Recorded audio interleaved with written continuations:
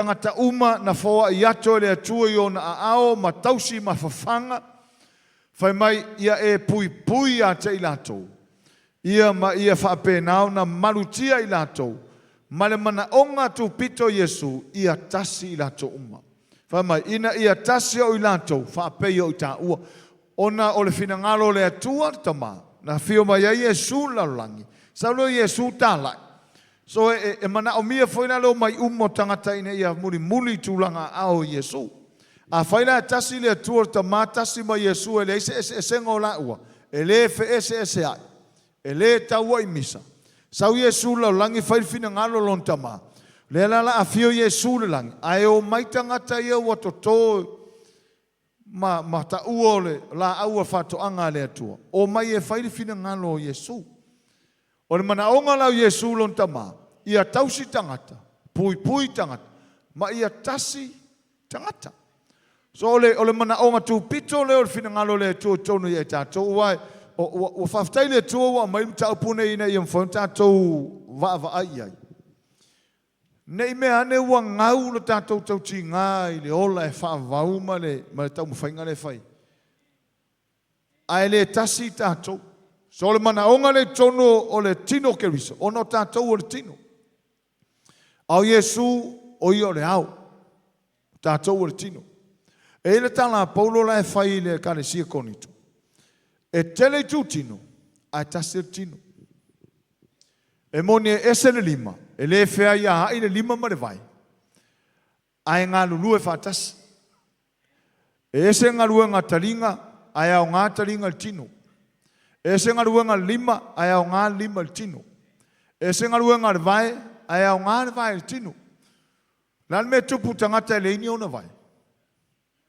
Bole, e le ilo le tino pe whawhenga, nā mea tupu tino pēa pongi sāre, ia mata o tangata. Te le whawhita hauta. So ele aise mea ele au ngā o mata e au ngā le tino, o le isu au ngā le tino, o le fofonga o tangata au ngā le tino, o lima e au ngā le tino, o vai au ngā le tino, ele mawhaina saure vai laure pio lima. Ele mwhai ko mumuru vai whapea o e lima li inga o lo me lunga mai whakingo ao a le kinga inga kakafe a vea i oi. Ele ai, ele kaua i misa. Ele taua i misa, ele ko mumuru vai ele lima. Pe tinga ina foi lima, ele lafo vao, ma ai ele waka ma tinga ina lima ngā ioi, le whaingo wheau. Ele mwhaingo ko mumuru lima whapeako, o ele ila lo whaiwa ngā ro kaukala, mai kausami e ria, ele ima sau wao ngā. So ele au maingala e paulo ele karesia konito. O le ata tonua nao le tino ke riso. Le ata tonu ana tino ke riso. O le tino ke riso e au fia i tātou. O le tino ke riso e leo se mea lai titi. E leo se au lotu tino ke riso. O tangata whaatua uma o le lalolangi e iai ma tātou. A tō mai foi lai to tono le lotu ma le au lotu. E le ese uma tātou. O le mana onga lau Yesu i lontama ia tasi tangata. Whātaita ingala le ua o ao ma amata ia tātou le asorene. E mana o mia ina ia. Ena ia tasi tātou. A e sila mai. O, ka so ua lofa whiwhi au. A wawa ia ku whiwhi au. Ia o wa ia kua. O kako o mai ma kako whairu hai. Hallelujah. Pei au le a inga whoilele ua lewa na hatu tamau le a inga i whawhoi kaunga. A vai kurola tina la inga wa sau mai o malai vale.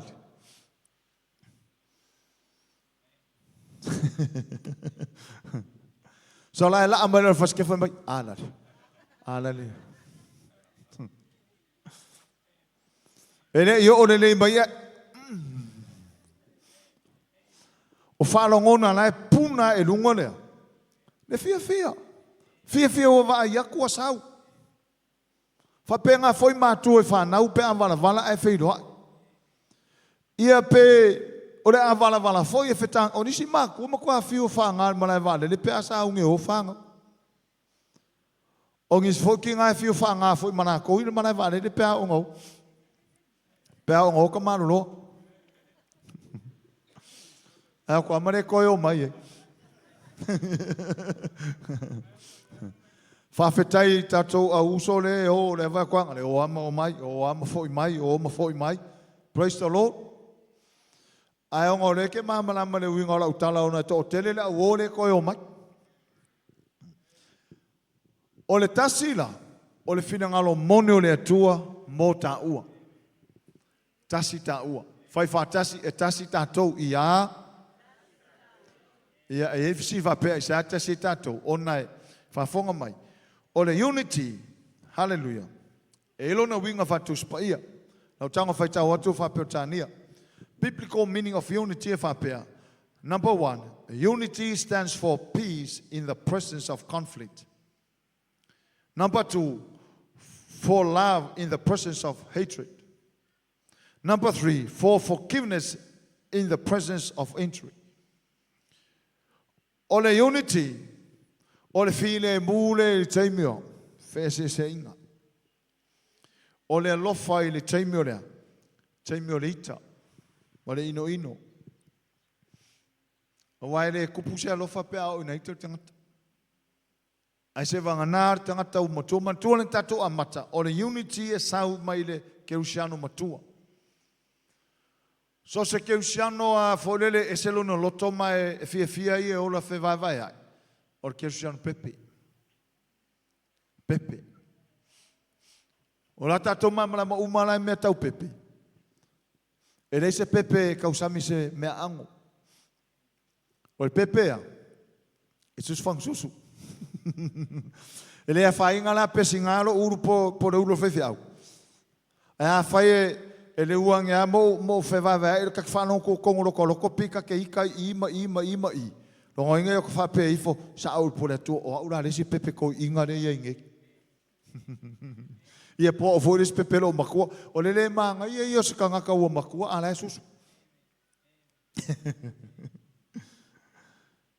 Alamana ia o tangata unity e sau mai le me tau le Christian maturity. O le kerusiano matua e whanau mai eilea. Le mele tau o le tas. Amen. O le unity e iona elemeni.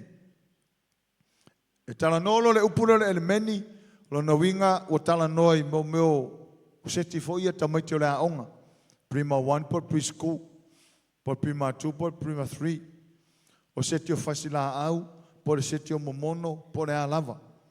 E iei foi la le tu fale nganga o le unity. E iei ona elemeni. Elemeni. Unity e iei ona elements. Elemengi la iei ona unity. Muamua tasitino. One body. Number 2, one spirit. Tasile nganga. Number 3, one hope. Tasifa moi moi. Number 4, one Lord, tasile li.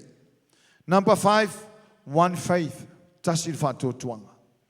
Number 6, one baptism, tasil baptisonga. Number 7, one God, that is our Father in heaven. O ele menia I totono le unity. Ele ese lo fa moi moi, ese lo fa moi moi, lo fa moi moi. Ele ese le atua le te tama iai, ese le atua le te tama iai. Ele ese baptisonga baptisoi, ese baptisonga baptisoi au. Ele ese le ali ile te au ona iai, ese le ali ile au te alofa iai. Ele ese le nganga na ina mai le nganga le I. Na winga tasi le nganga, e tasi le tino o le tino ai, o le tino o keriso. E tasi le nganga o le atua. E ina, e inei, o la nga ruenga e fai na te tufa tasia le tino. Na te tufa tasia tangata. Amen. Tasi fa moe moenga, o lo tato fa moe moe a tona. Tato fa moe moe le ola e fa vau, por tato fa moe moe foi, o le atua. O tato fa moe moe na. Tasi le ali.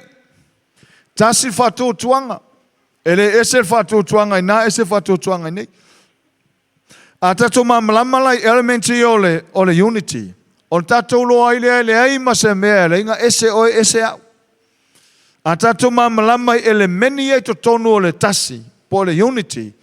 Ona tātou malama lea. E le aise mea leinga ese ni tangata ke usiano. E le aise mea le a sanga ita umi ai fua lesi lesi. Aisea. Wako ika o ya oe pea whaapea e. Ona te ita. Tartala mai lau au pea whaapea mai e te leo ita.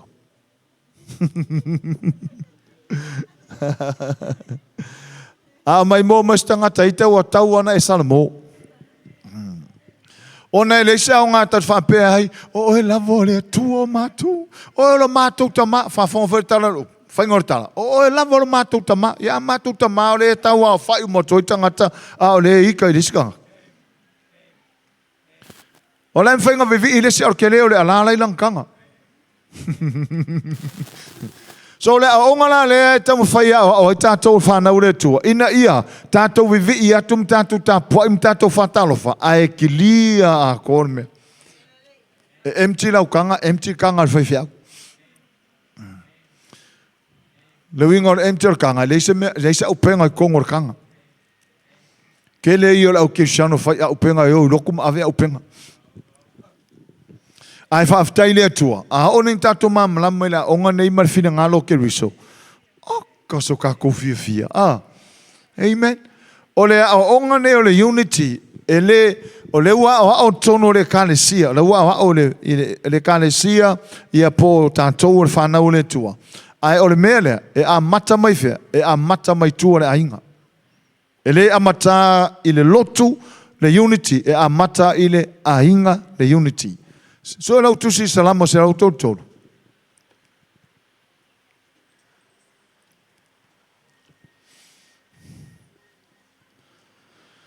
Hallelujah.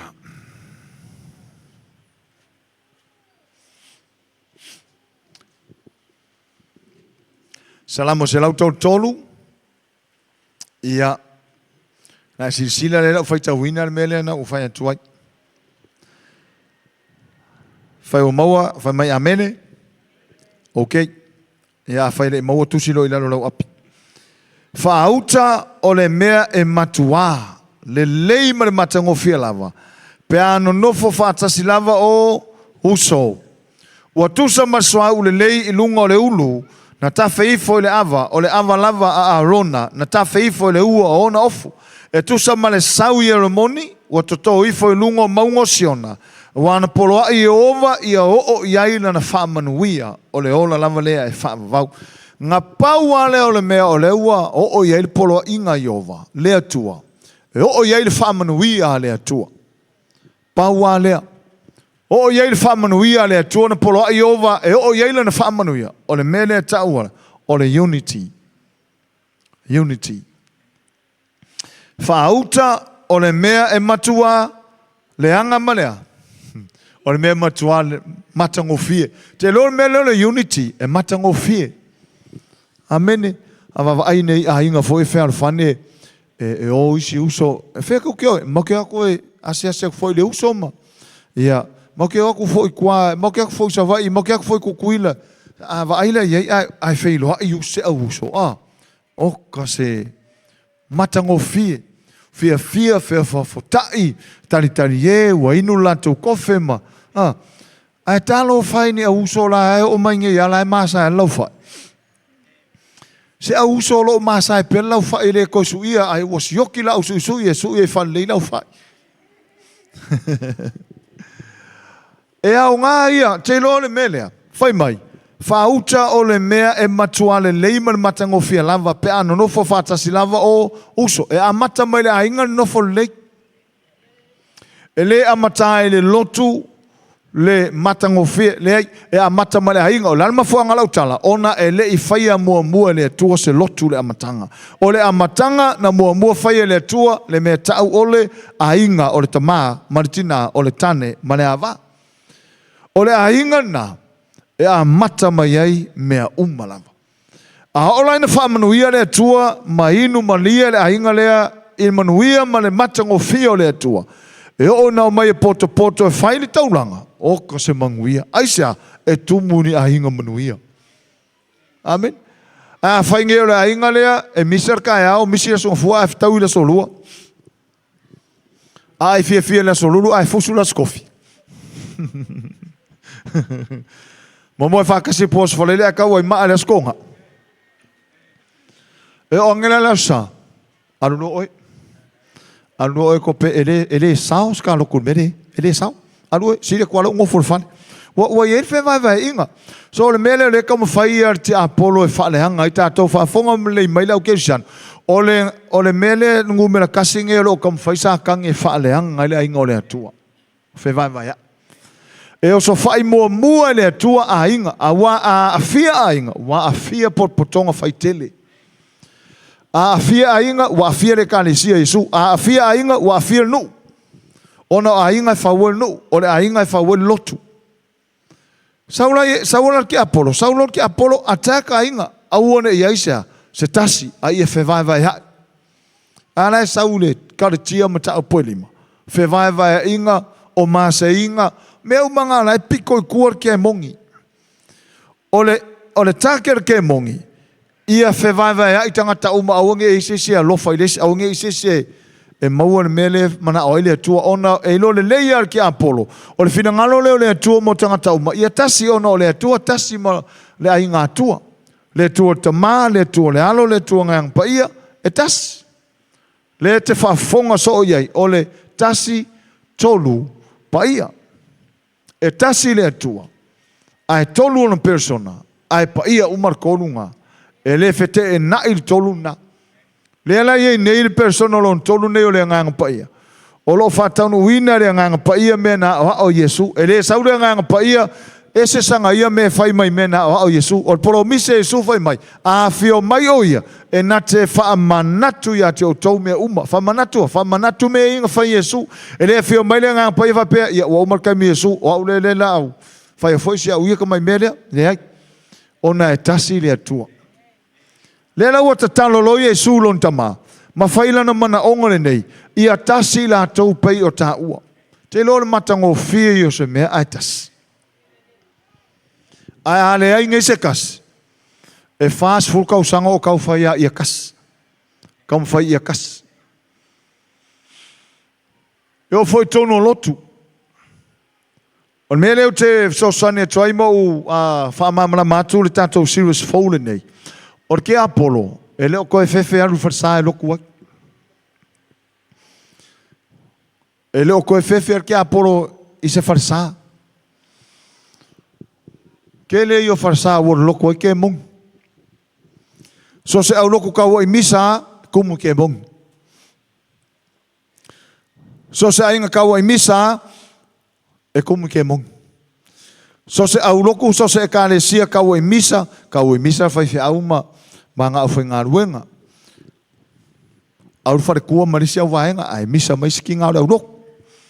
So se au loku a whapenga. O lala o le au loku ngai kumu ke mong. O le o ongo le upune wa le whanongolongo le makari ngō le wari ia ke mongi e whanongolongo mai. Hallelujah. O lo o tau mawhai e momoni mai le whiaule nei. Ma tau mawhai mai le nganga pa ia. Ina ia toi wha manatu mai a tātou.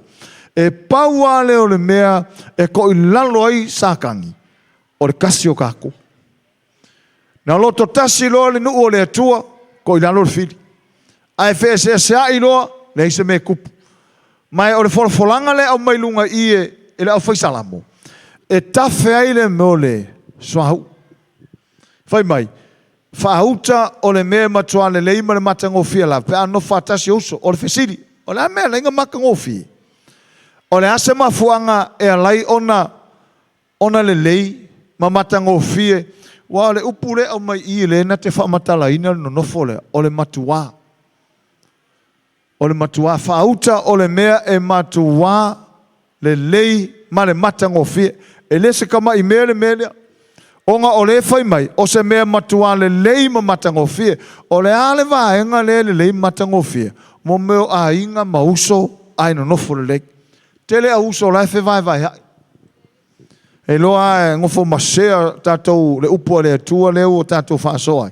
Tele tonu lava ia inisi a uso la ae le o le lei. La ai sa mea leina le lei matango firma mo a uso a no fatasi. Ono le nei le tu e tafe ai le swahau. Fai mai fai pua lua. Ua tusa ma le swahau le lei lungo le ulu. Na tafe ifo le ava o le ava lava a rona. na tafe ifo le ua ona of tala no e fai upo e lua lo tala no e whamanu yanga por whaunga e tafe pe a whaia e mafuta mana nofo whaatasi tangata uma te lo oi me lea nei ne o mai tangata e mafuta ma whanongo longo e te su mai matala mai o ao haleluya te whanongo ine yeile ma malu lei tono me le tono foai e te whanongo ine yeile whaunga aisa e ma whaanga le ina tafe whaunga o le unity lei tangata o le loto e tasi lei tangata. Mantua lau le unity nga e tupu im whana o le me tau o le wheara lo wha ima ma lo wha lisia vaenga ni sia vaenga. Ele ese. Aolanga ye le unity nga o na tafele o le whaunga. Le wha atusa so hau ile ulu o le whaitaulanga, tafe ifo le ua o na ofu, na winga le la wha solo tu le tino, tafe ifo ile ava, ma ona ofu a atoa, e susu mailo no tino le ile so hau. O le ata lea o le whaunga e tafe, ma palasi mai, isa no whanga e yeile me tau o le unity. Me fole tato whaitete la vai eita tau lau whaola ina nei vai tau, o na watele lotu whaola inga wa empty. Roi e whanau longo tele o lotu whaola ina le tusia se lima, ai ala o na empty o leise whaunga, o leise mamalu, o leise te whanau ina pe o matu tua, o le tafe se whamanu yang. Aisa, ngora e whe vai hai. O masange o mai ia vivi ia uma pingir upo le tua ia taape alu inkia ia so me o lai o leo to iaisa leo to falango inai se falango na salango na mua tai me ulu mai ai falango atu so le esa falango so pega falango ina le malu le tua haleluya e alana na le ai se falango na fa pena o lai ai loto ele o tutusa o lai ai le feita nga i tutonu ele o yei le unity ai whafonga mai le aingo le tua e yei lo le unity ele aru ese le mamalo le tua mai le me poto ai lana whanau ele a fio ese le mamalo le tua mai le me poto ai on tangata e mafuta umalo a inga uma mafuta pepese vi le tua palasi mai tafe mai le whaunga le tua ai a fe vai ai le aingo le tua le ise tas ele ka fe whaunga e kafe le isu ale kafe fau fatalo foi to ma fai o io ke manga o mia faunga o io swa o ke manga o kafe amen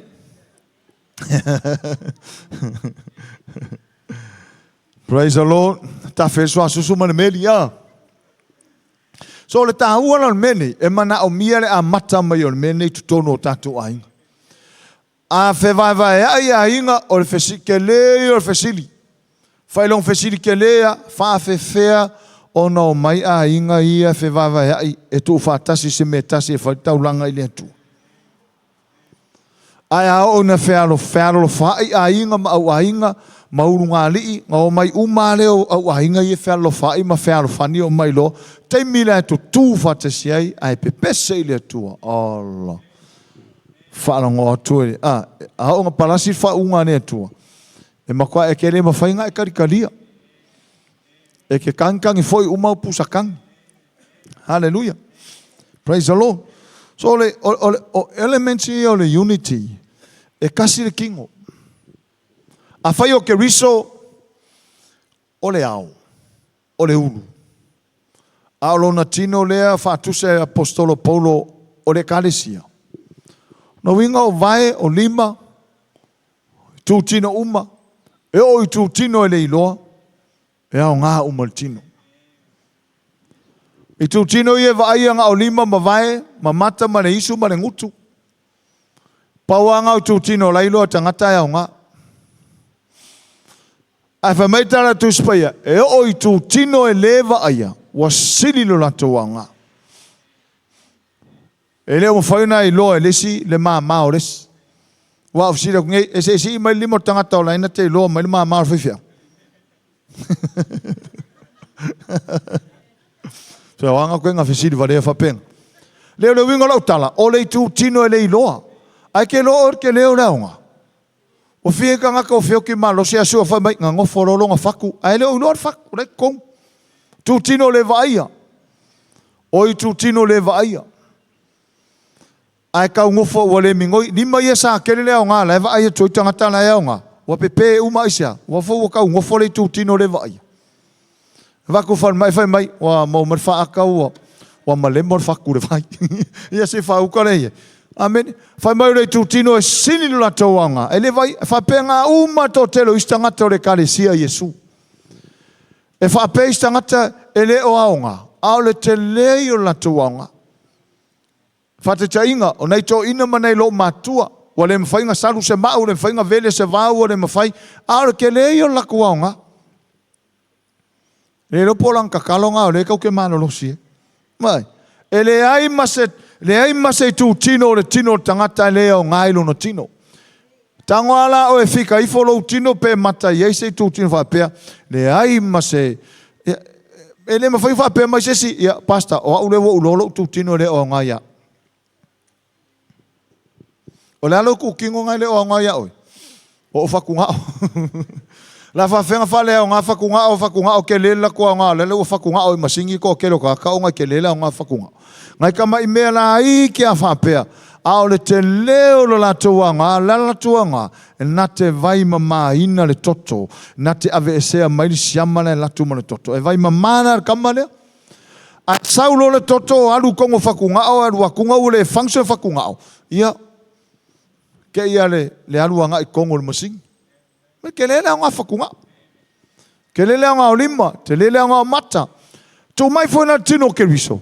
Ke lo a makamai kikile au nga mai ko kongo le kan. Ele se fa pe mai nga ar fa lua ele au nga rua nga le tua.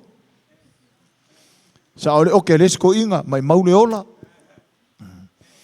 Anga mai nga ola se misiruki ai o nga ai sisi ainga. So le lau fa pe atu ya ta tola ngole tua. Ele ai sisi ele au nga rua nga le tua. E au nga umaka ko. A ele au nga ngei ke au nga ka au. Ele se complain va pe o ele masa me o fai ele kane sia va ele ka mo fai se kana va penga aisa langa ele ai masa va engo tatu tino le nga tatu tino va ele mor ke le yo la kuanga o la lo fai va o le isu 5 senses nga tino tangata hallelujah. So ele mafai alanga fa pe aku le vai leo ngale lima ele mafai fa pe aku karinga leo ngale nguto ele mafai ko complain taringa le mata o le isu ele mafai na tawa misa to luona ele mafai tawa misa vai mal lima au mai lola il fa tu na tu spaia e tu mai to tono le kane sia Yesu so ele ka misa foi la fa na o le tu ese se alo la wala sa va ya lima vai pe alo lua ale lima le vai pe ale vai lima pe alo lua alo fa pe la uma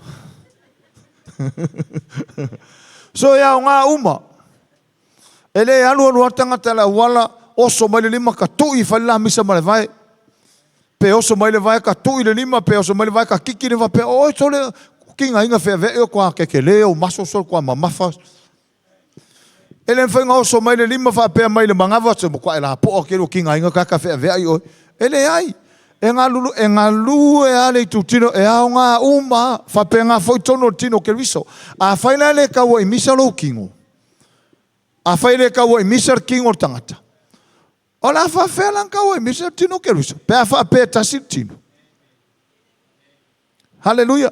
Ina ia tasi la to uma fa pei o ole tama u tonu ia tau fa mai Filipo Jesus fa mo fa ilo mai ma tota ma fa mai Yesu ai va ai mai ya wa va ai tama aisa lango tama le tonu ia tau wa ule le va fa lo inga kere ko lo ai va ai mai tau va ai tama ai va ai mai tau va ai tama aisa o tama le tonu ia tau wa ule tonu tama ava ai mai la langi ata to ele ese so vai Yesu ava ai mai oi ava ai mai la sunga wa vai foi tanga ta la langi Yesu aisa lango Yesu ngai kongo oi a fai ta oi misertino ke riso wa ke no ore ke le yo au loku ka oi misa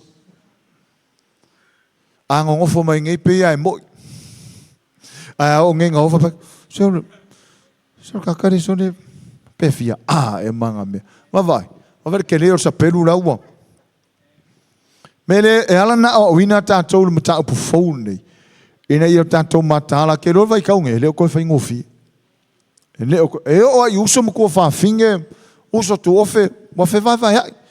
Wa Saul ki Apollo e kam whai whewaiwai hai tangata uma. Ai wa mai ere ngai umpa ia mta upune, tau te tala noa ina ia auane ia li yali se me whape, i to tono ringa aluenga ale atua. Vera ainga, o se ainga, whealu whani. Amen? Ia veo tatou ainga, o ni ainga e fua tele mai. Langa o ele meni ia i to tono le unity, ele mawhainga wha popo ia i stangata se mea. Ele mawhainto e se mai ia i stangata se mea, e tasia, o ele meni nei e tasi le tino, e tasi le anganga, e tasi wha moenga, e tasi le ali, tasi wha tuotuanga, e tasi baptisonga, e tasi le atua tama. Tu mailo i mea tau o characteristics o le unity. Po o a mionga ta tau matana whea ngai o winga tau sili o le mele tau o le unity. E lima me ma vai vai. Muamua i humility. O loto maulano. Lua, gentleness. Po le hanga malu. Tolu, patience. Po le ongsai. Hallelujah. Fa, forbearance. Lima, L-O-V-E. Whailolo toi, I love you.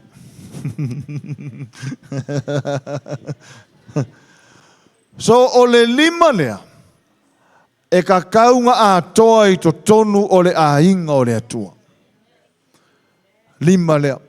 Characteristics here o le unity, elements of unity, and the 5 characteristics of unity. O le lima la le mwhainga veseses, ka kaunga a koa ia ka kouma.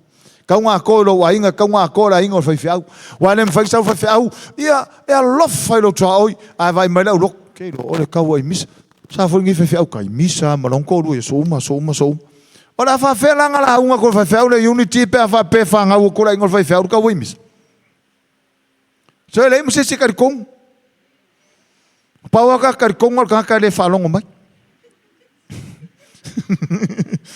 ela unga ko fa mai oh yeah wa foi langa langa kele ulo me kupu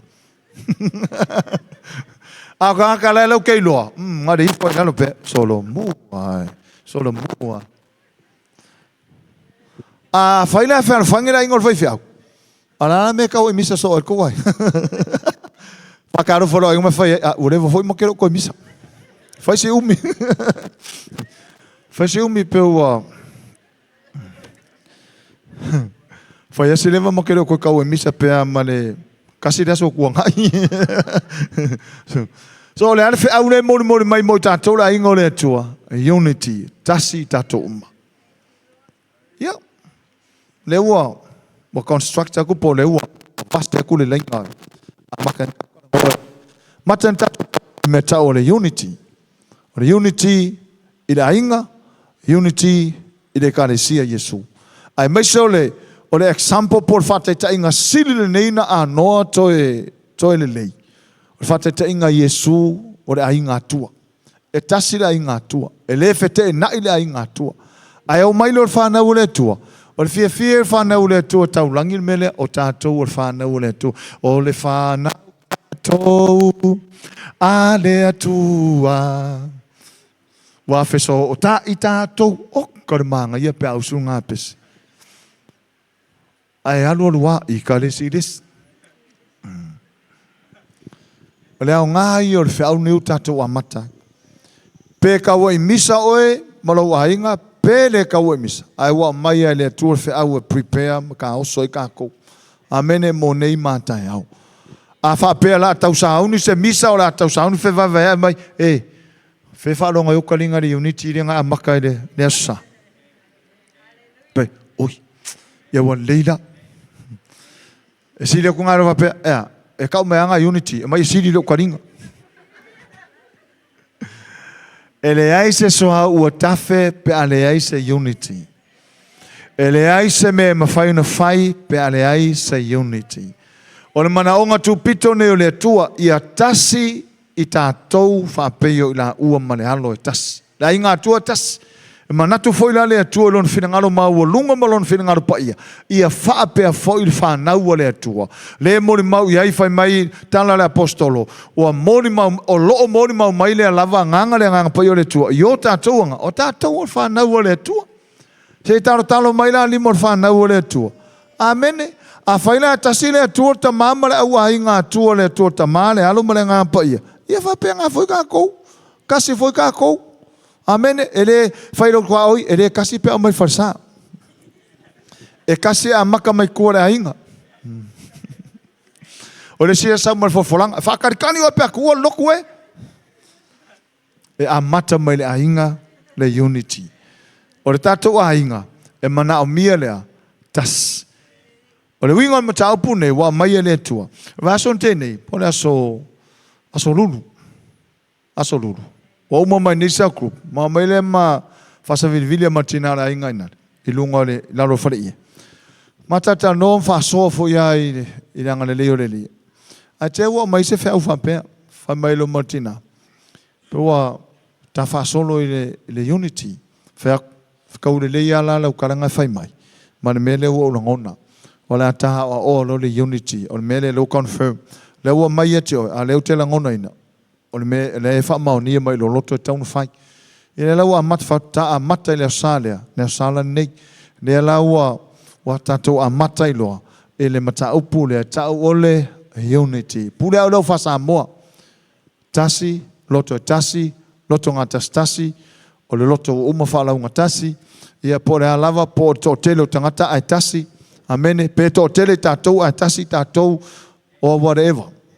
Na lava se upa ke roa laka iai e whekau i koe karawhenga i koe au lelei tuu iai lau whasamonga le unity.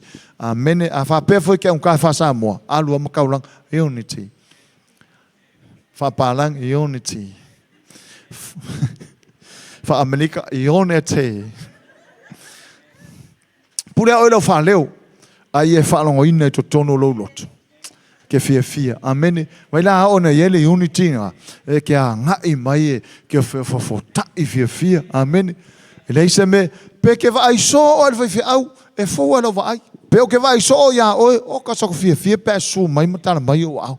Nanga ese umo tanto la ngona. Ese la ngona o to, ese la ngona o tangata le e tausia nganga. On mo kwa fa tu mulia o loto le fia. Pe tanto ma futa vatas.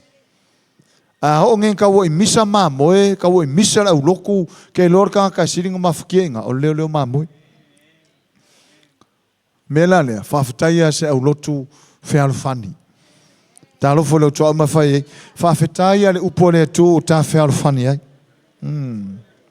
amen ya o le Vaega Muamua na o tanto serious nei le unity share tanto ia inga fa mole tele tātou, whai tātou Facebook, ia, share ai tātou a onga nei, share, to anga mata i tātou a onga, hallelujah, alu o tau, e ili silo matua, varusu tas tau sanga, silo matua, e nofo tonu ale manga tolu le tau fusi.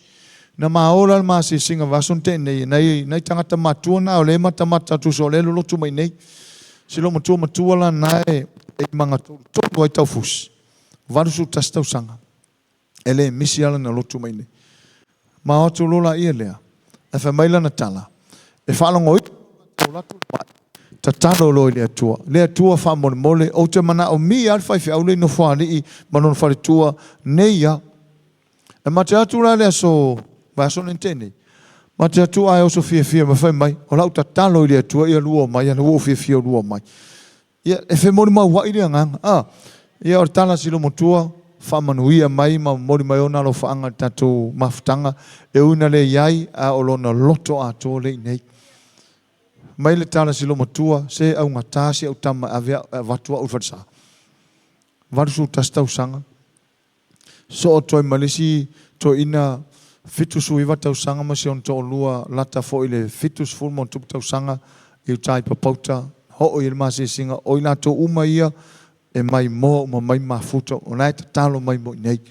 Hallelujah. Ia fatase manisi tangata matu o le mafuta mai nei. Ua le au ia ilma ta vale. Ua whaisto tele. Ai a tātou te talo. Te loa pe tātou te ese ma vala. E iei kamalanga e ke leo va ai. Ai le tasi o lantou loto o le iei me le te iai. Mai paula e uina u le iai a te o tau le tino. A o lo loto ato. Le iai te o tau. Whamnia le tua tātou ainga, ia o le amatanga na tātou serious fōle nei o le unity, ia awane e misi whailo tua oi to sau foi nā nei. Amen. Tātou tūlai mai. Tūlai mai mai toi musu lo tua oi au mai sa wō nā nei. Awane e misia. Amene. Ya, familia le tua e le tātou ainga. Ya, mai sa wō nā nei. Ya, mai sa fo tātou uma. Tau te anga i mai lo